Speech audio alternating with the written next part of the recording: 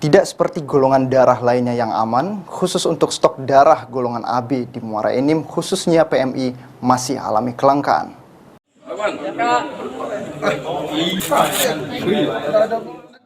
Secara rutin, PMI Muara Enim menyediakan kurang lebih 300 kantong darah dari berbagai golongan.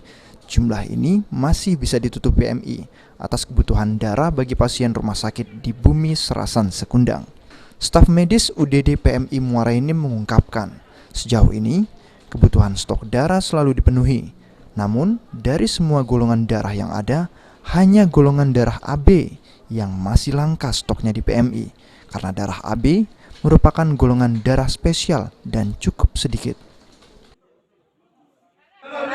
Supaya target kita tercapai, seperti persediaan stok kita biar banyak dan pasien bisa terbantu.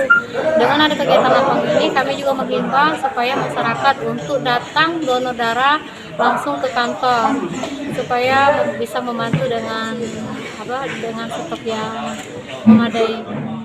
Untuk golongan darah umum, PMI tidak akan mendapatkan kesulitan karena keluarga pasien yang membutuhkan mau berkontribusi untuk mendonorkan darah mereka.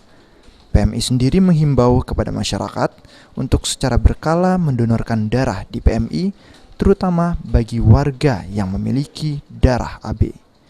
Mardiansah, PAL TV.